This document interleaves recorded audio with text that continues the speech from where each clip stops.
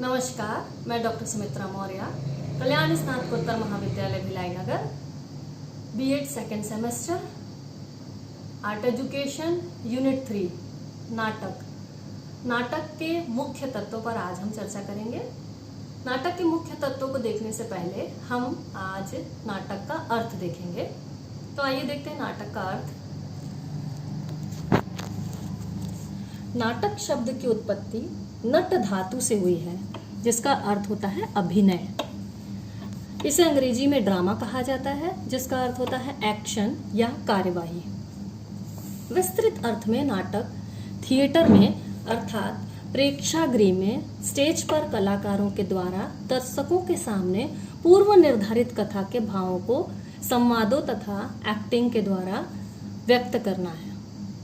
मतलब यह है कि नाटक क्या होता है कि नाटक में एक हॉल होता है जिसको हम प्रेक्षागृह कहते हैं, स्टेज होगा जिसमें अभिनय किया जाएगा और स्टेज के सामने दर्शकों के बैठने की व्यवस्था होगी, दर्शक होंगे। एक कथा होगा जिसके भावों को एक्टिंग किया जाएगा, अभिनय किया जाएगा और दर्शकों के सामने व्यक्त किया जाएगा। नाटक क्या है इसको हम और विस्तार से समझ सकते हैं इस प्रकार से कि सबसे पहले तो नाटक में एक प्रेक्षागृह होता है, मतलब मंचन करने का स्थान होता है जहाँ पर नाटक खेला जाता है, नाटक किया जाता है। एक हॉल होता है जिसको हम प्रेक्षागृह कह रहे हैं, जहाँ पर जो कलाकार होते हैं वो नाटक को प्रदर्शित करते हैं और सामने दर्शक बैठे होते हैं। जो नाटक होता है उस नाटक में जो कलाकार होते हैं उनका भी एक समूह होता है और दर्शकों का भी एक समूह होता है। नाटक में और भी बहुत सारी विधाओं को शामिल किया जाता है, जैसे कि गायन। गायन मतलब गीत। नाटक में बीच बीच में गीत भी होते हैं। वादन भी होता है, मतलब वाद्य यंत्र बजाए जाते हैं समय और परिस्थिति के अनुसार। सुख और दुख के समय, विजय और पराजय के समय वाद्य यंत्र का उपयोग किया जाता है। तो वादन और गायन मिलकर संगीत बनता है। कहने का तात्पर्य कि नाटक में संगीत होता है। नाटक में एक कथा होती है, मतलब कहानी होती है। वो कहानी एकांकी हो सकती है, वो कहानी उपन्यास हो सकता है, वो कथा कहानी हो सकती है, उपन्यास हो सकता है, एकांकी हो सकता है, यात्रा वर्णन हो सकता है। तो हम उसको कथा के अंतर्गत ही शामिल करते हैं। नाटक में बीच बीच में नृत्य भी होता है। तो आप इस बात से समझ ही सकते हैं कि नाटक के अंतर्गत गायन, वादन, एक कथा होती है, नृत्य होता है। तो बहुत सारी विधाओं का सम्मिश्रण होता है नाटक, इसलिए नाटक को बहुत कठिन कार्य कहा जाता है। जैसे नाटक को के अलावा और बहुत सारी विधाएं होती हैं जिनको हम अकेले प्रस्तुत कर सकते हैं। जैसे वाद्य यंत्र हम बजा सकते हैं, गीत हम अकेले गा सकते हैं, कहानी हम अकेले पढ़ सकते हैं। लेकिन नाटक एक ऐसी विधा है जिसको एक व्यक्ति अकेला प्रस्तुत करे और अकेला ही उसका आनंद ले, ऐसा नहीं होता है। नाटक में प्रस्तुत करने वाला भी एक समूह होता है और दर्शकों का भी अपना एक समूह होता है। नाटक इसलिए भी बहुत इम्पोर्टेंट है क्योंकि नाटक इतना प्रभावशाली होता है, अन्य बाकी साहित्य की विधाओं से ज़्यादा प्रभावशाली नाटक होता है, क्योंकि नाटक में एक छोटा सा समूह, नाटक करने वाला एक छोटा समूह ही एक बहुत बड़े दर्शक समूह को प्रभावित करता है। मतलब हजारों की संख्या में हम दर्शकों को प्रभावित कर सकते हैं नाटक के माध्यम से। इसलिए नाटक को सबसे शक्तिशाली विधा या माध्यम कहा गया है। इसमें सभी कलाओं का मिश्रण एक साथ होता है और ये बहुत सारे लोगों को एक साथ प्रभावित कर सकता है। अगर हम नाटक की तुलना आसानी से समझने के लिए हम नाटक की तुलना को पिक्चर या मूवी से हम उसको कंपेयर कर सकते हैं। जैसे मूवी में भी एक कथा होती है जिसमें एक नायक या नायिका होती है, हीरो हीरोइन होता है, विलन होता है, समय परिस्थितियां बदलती हैं, फिर हीरो की जीत होती है और कहानी, नाटक या मूवी जो होती है वो खत्म हो जाती है। तो नाटक और मूवी दोनों बहुत सारी समानताओं को लिए हुए हैं और आप याद रखने के लिए मूवी से इसकी तुलना कर सकते हो। एक बहुत बड़ा अंतर ये होता है कि मूवी में टेक हो सकता है, रीटेक हो सकता है, फिर से बार बार प्रयास किया जा सकता है, लेकिन नाटक में ऐसा नहीं होता है। नाटक में तत्काल प्रस्तुति करनी होती है, उसमें फिर से अभ्यास करने की, प्रस्तुति के समय अभ्यास करने की कोई भी गुंजाइश नहीं होती है। आगे हम देखेंगे नाटक के तत्व। नाटक के तत्व 5 होते हैं: कथावस्तु, संरचना, पात्र, उपयुक्त सामग्री और प्रस्तुतिकरण। सबसे पहले हम देखेंगे नाटक का पहला तत्व कथावस्तु। कथावस्तु को भारतीय आचार्यों ने 5 भागों में विभाजित किया है कि जो कथा है, जो प्लॉट है, वो 5 भागों में होता हुआ चलता है। पहला होता है प्रारंभ। प्रारंभ कहाँ से होता है नाटक का? नाटक का प्रारंभ होता है कि नायक और नायिका के मन में किसी प्रकार का फल प्राप्त करने की अभिलाषा उत्पन्न होती है और उसी अभिलाषा से नाटक का प्रारंभ होता है। नायक और नायिका जो है उनके मन में कोई इच्छा होती है, कुछ प्राप्त करने की इच्छा होती है। जैसे मान लीजिए कि नायक की इच्छा है कि वो धनी व्यक्ति बन जाए, तो धनी व्यक्ति बनने की ये फल प्राप्ति की इच्छा है। धनी व्यक्ति बनना चाहता है नायक, तो धनी व्यक्ति बनने की अभिलाषा उसके अंदर है और नाटक यहीं से प्रारंभ होता है। दूसरा स्टेप आता है प्रयत्न। फल की प्राप्ति के लिए जो क्रिया व्यापार होगा वह प्रयत्न कहलाता है। कहने का तात्पर्य है कि जिस फल की आशा से नाटक प्रारंभ हुआ था, उस फल को प्राप्त करने के लिए नायक या नायिका के द्वारा जो भी कार्य किया जाएगा उसे हम प्रयत्न कहते हैं। मतलब अगर नायक धनी व्यक्ति बनना चाहता है तो वो धन कमाने के लिए कोई नौकरी करेगा, कोई व्यापार व्यवसाय करेगा और धन प्राप्ति का प्रयत्न करेगा, उसी को हम प्रयत्न कहते हैं। नेक्स्ट स्टेप में आता है प्राप्ति आशा। अब धन प्राप्ति के लिए या फल की प्राप्ति के लिए संघर्ष होगा, विघ्न आएंगे और उन विघ्नों और संघर्षों पर नायक जो है वो विजय प्राप्त कर लेगा और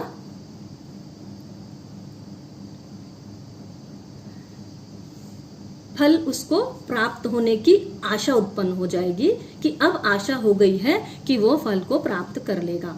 उसी को प्राप्ति आशा कहा गया है। नियताप्ति मतलब कि अब निश्चित हो गया है कि विघ्न सारे दूर हो गए हैं और फल की प्राप्ति होना निश्चित हो गया है, तो उसको कहा जाता है नियताप्ति। नेक्स्ट लास्ट स्टेप में आता है फलागम। फलागम में अंत में फल की प्राप्ति हो जाती है। नायक जो है वो एक धनी व्यक्ति बन जाता है। जैसे अपने एग्जाम्पल में लिया था कि नायक धनी व्यक्ति बनना चाहता है, तो फल की प्राप्ति हुई, मतलब उसकी आशा अभिलाषा जो है वो पूरी हो गई, अब उसको धन प्राप्त हो गया है। नेक्स्ट हम देखेंगे कथा वस्तु के प्रकार। जो भी कथा वस्तु हम लेते हैं नाटक के लिए, जो भी कहानी हम नाटक के लिए लेते हैं, वो कितने प्रकार की होती हैं। पहला है पौराणिक। पौराणिक कथा वस्तु वो होती है जो प्राचीन ग्रंथों और पुराणों में दी हुई होती है, या कोई अन्य ग्रंथ होता है उसमें जो भी कथा होती है, जब हम उसको लेकर कोई नाटक करते हैं तो वो पौराणिक कथा वस्तु कहलाती है। जैसे राम के चरित्र पर कोई नाटक करना, कृष्ण लीला करना, या फिर सावित्री सत्यवान पर कोई नाटक करना, ये पौराणिक कथा वस्तु कहलाती है। ऐतिहासिक कथा वस्तु, इतिहास की जो घटनाएं हैं या कथाएं हैं उन पर अगर हम नाटक करते हैं, कथा वस्तु वहां से ली जाती है, तो उसको हम ऐतिहासिक कथा वस्तु कहते हैं।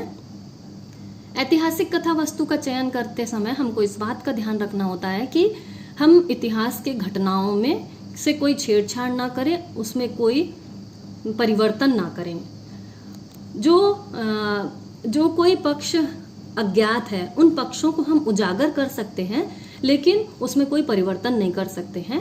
जैसे हम रानी लक्ष्मीबाई के चरित्र पर या अंग्रेजों के साथ भारत में जो युद्ध हुए उन पर हम इतिहास के नाटक कर सकते हैं।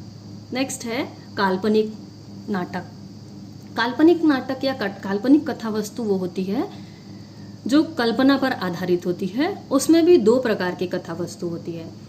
एक कथा वस्तु वो होती है जो एक काल्पनिक कथा वस्तु जो संभव ही नहीं होती है, जो काल्पनिक होती है पर वो कभी भी संभव नहीं होती है, असंभव होती है वो। जैसे कि परियों की कथाएं हो गई, या जैसे हम ये कहते हैं कि लोकसभा भवन से सूर्य का निकलना, कभी सूर्य लोकसभा भवन से नहीं निकल सकता है, ऐसा संभव नहीं है। तो ऐसी कल्पना पर आधारित कोई कथा होती है तो उसको काल्पनिक कथा वस्तु हम कहते हैं।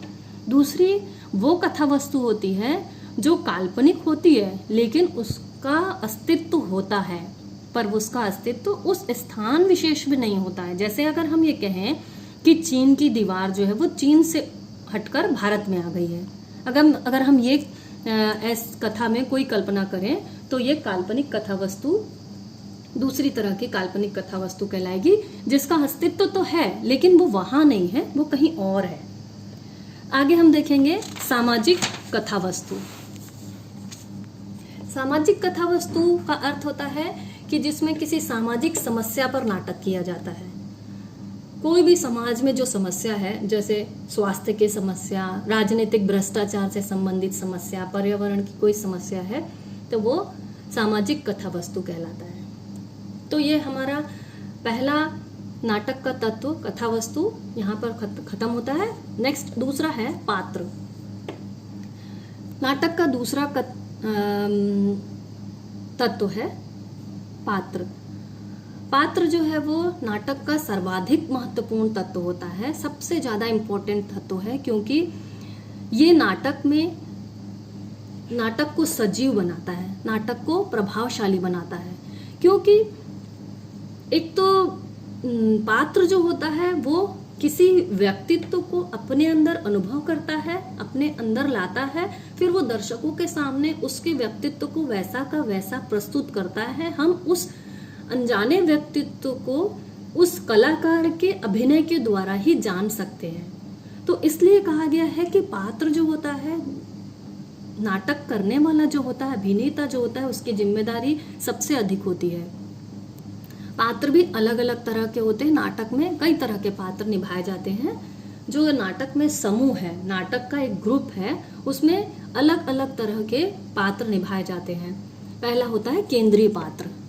वो पात्र जो नाटक में नायक और नायिका का होता है, वो केंद्रीय पात्र होता है और सारी कथा जो होती है उस नायक और नायिका के आसपास घूमती रहती है।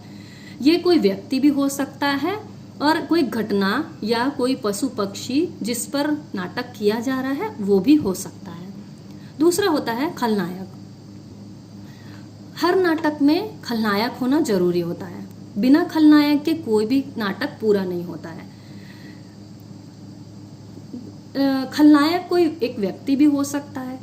खलनायक बहुत इम्पोर्टेंट रोल प्ले करता है, क्योंकि खलनायक ही नाटक में मोड़ उत्पन्न करता है, द्वंद्व उत्पन्न करता है और खलनायक से नायक की विजय प्राप्त होती है। खलनायक पर नायक विजय प्राप्त करता है और नाटक का अंत होता है। तो नाटक में खलनायक की भूमिका भी बहुत इम्पोर्टेंट होती है। नेक्स्ट है सहपात्र। नायक और नायिका के जो मित्र होते हैं या विलन का जो मित्र होता है ना, जो खलनायक होता है उसका जो मित्र होगा या परिजन होंगे, वो सहपात्र कहलाते हैं। उसके दोस्त के रूप में दिखाया जाता है। तो कोई मनुष्य हो ऐसा जरूरी नहीं है, वो पशु पक्षी के रूप में भी हो सकते हैं। नेक्स्ट है विदूषक। विदूषक नायक और नायिका का मित्र हो सकता है और मतलब नाटक जो है वो गंभीरता से चलता रहता है। तो वातावरण को हल्का बनाने के लिए, हास्य का पुट लाने के लिए चुटकुले द्वारा, संवाद के द्वारा नाटक में के वातावरण को हल्का फुल्का बनाया जाता है। उसके लिए विदूषक होते हैं। संस्कृत के जितने भी नाटक हैं उन सभी में विदूषक की भूमिका और खलनायक की भूमिका होना जरूरी होता है। शेक्सपियर के जितने भी नाटक हैं उसमें विदूषक की भूमिका और खलनायक की भूमिका होना बहुत जरूरी होता है। नेक्स्ट हम लोग देखेंगे पात्र का चयन। मतलब कि अगर हम पात्र का चयन कर रहे हैं, किसी व्यक्ति का अभिनय देखकर हम उसको किसी चरित्र के लिए चयन कर रहे हैं, तो हमको किन किन बातों को ध्यान में रखना चाहिए। पहला है आवाज का ध्यान रखना चाहिए।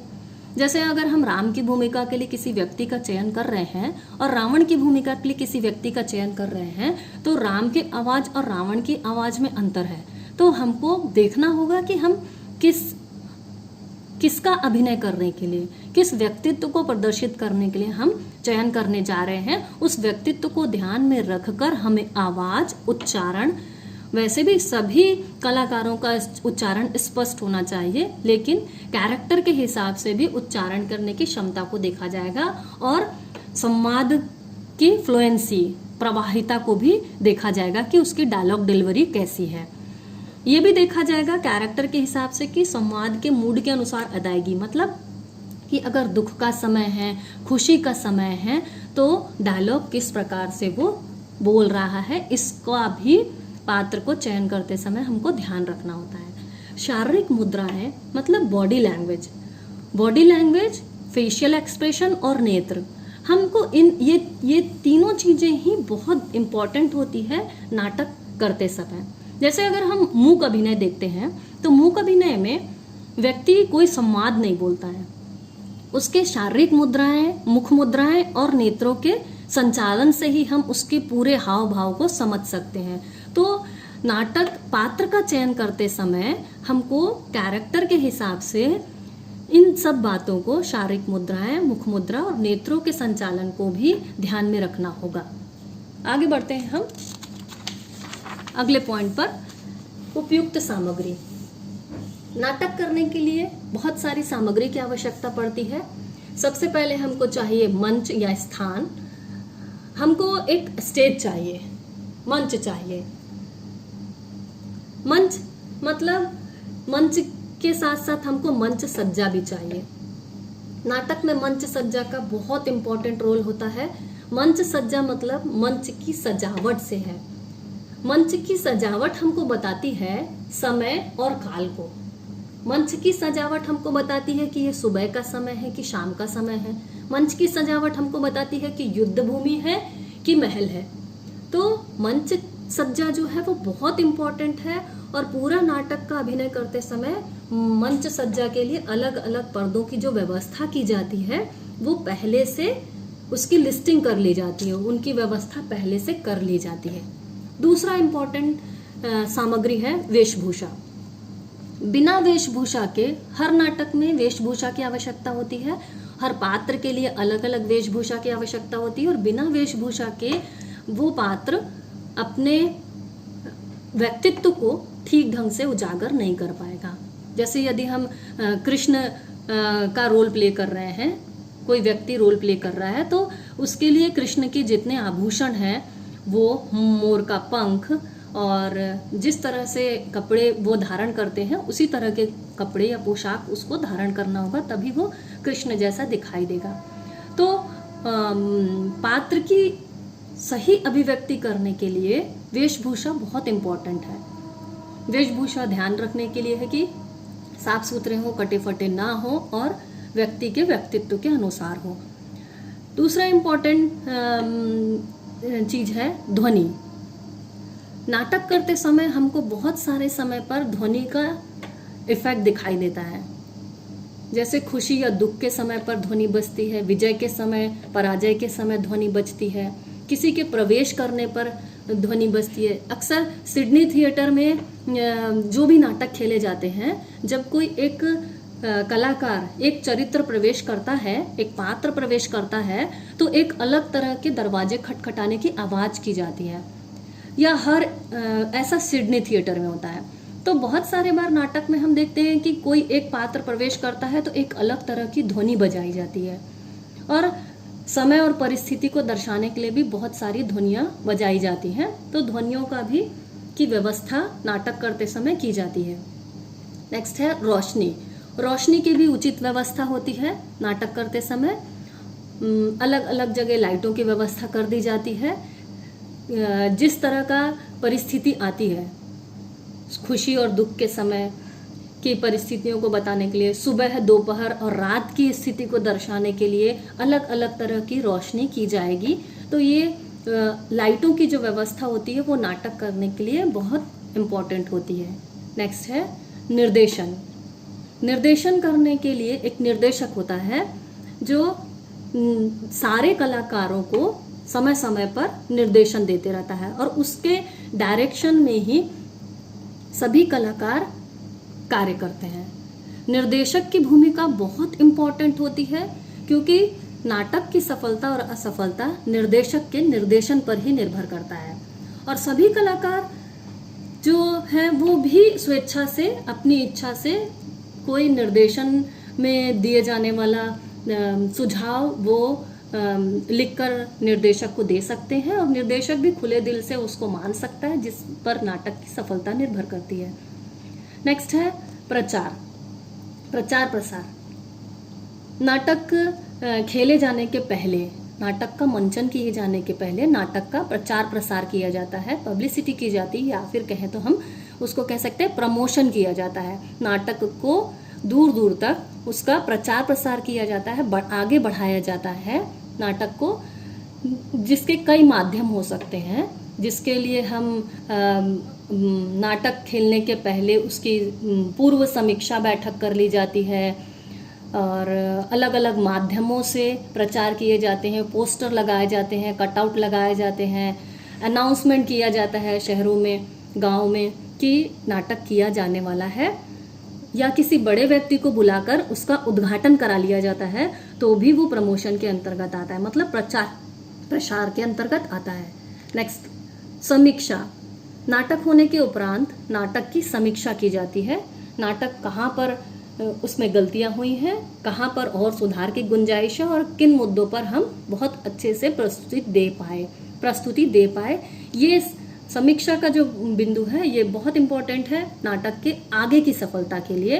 नाटक में आगे के सुधार किए जाने के लिए समीक्षा किया जाना बहुत जरूरी होता है। तो ये नाटक का तीसरा तत्व था। अब हम देखेंगे नाटक का चौथा तत्व, संरचना। नाटक की संरचना या नाटक का स्ट्रक्चर, कि नाटक क्या है, इसमें किन किन चीजों को शामिल किया गया है, नाटक का स्वरूप या बनावट या उसका रूप कैसा है, वो किन चीजों से मिलकर बना है, वही उसकी संरचना कहलाती है। मतलब नाटक के आंतरिक तत्व कौन कौन से हैं और नाटक के बाह्य तत्व कौन कौन से हैं, ये दोनों मिलकर नाटक की संरचना को बनाते हैं। मतलब कि नाटक जो है उसके, नाटक कितना बड़ा है, नाटक का आकार क्या है, नाटक कितना बड़ा है, नाटक कितना छोटा है, नाटक के संवाद कितने बड़े हैं, नाटक के संवाद क्या छोटे हैं, उसकी भाषा कैसी है, उसका कहानी या कथा जो है वो कैसी है, ये सब मिलकर नाटक की संरचना को बनाते हैं। मतलब कि नाटक में किन किन चीजों को शामिल किया गया है, वो किस तरह के हैं, उसके आधार पर हम कह सकते हैं कि नाटक की संरचना ऐसी है। जैसे हम देख सकते हैं कि नाटक के बाह्य तत्व, बाह्य तत्व मतलब वो तत्व जो नाटक खेले जाने समय हमको बाहर से दिखाई देता है। जैसे कि संवाद, कुछ संवाद जो होते हैं बड़े बड़े होते हैं, कुछ संवाद छोटे होते हैं। नाटक की भाषा कैसी है, उसके आधार पर भी हम निर्धारित करेंगे कि नाटक की संरचना कैसी है। नाटक की भाषा राष्ट्रीय, अंतर्राष्ट्रीय, प्रादेशिक या लोक भाषा हो सकती है। नाटक में कथानक जो है वो ऐतिहासिक हो सकता है, पौराणिक, काल्पनिक या सामाजिक हो सकता है। नाटक में अभिनय किया जाता है। तो ये सारा कुछ जो हमको बाहर से दिखाई देगा, जैसा ये होगा, नाटक की संरचना को हम कह सकते हैं कि नाटक की संरचना वैसी ही है। नाटक के आंतरिक तत्वों में है नाटक का विचार, भाव या रस कह सकते हैं जिसको। मतलब कि जो अभिनेता होता है, अभिनय करने वाला होता है, वो जब भावों को अपने अंदर अनुभव करता है और उसकी अभिव्यक्ति करता है, तो बाकी सभी दर्शकों के हृदय में भी एक भाव या एक रस की उत्पत्ति होती है और उस रस को वो अनुभव करते हैं। तो ये आंतरिक तत्व होता है नाटक का। तो नाटक की संरचना नाटक के बाह्य तत्वों और आंतरिक तत्वों से मिलकर बनी होती है नाटक की संरचना। नेक्स्ट हम लास्ट देखेंगे नाटक का एक तत्व है प्रस्तुतिकरण। नाटक की यह आखिरी तत्व है जिसमें नाटक की प्रस्तुति को शामिल किया गया है। प्रस्तुति मतलब नाटक को प्रस्तुत किया जाना, नाटक का मंचन किया जाना। नाटक को अब सभागार में नाटक की जितनी भी तैयारी कलाकारों को करनी थी, अभिनेताओं को करनी थी, वो सारा कुछ वो कर चुके हैं। अब समय आ गया है कि दर्शकों से हॉल भरा हुआ है और नाटक का मंचन किया जाना है। तो ऐसी स्थिति में हम इसको कहेंगे नाटक की प्रस्तुतिकरण, नाटक को प्रस्तुत किया जाना। नाटक प्रस्तुत करने के लिए हमको बहुत सारी चीजें चाहिए और उन सब की व्यवस्था और सावधानी को इस समय ध्यान में रखा जाना चाहिए।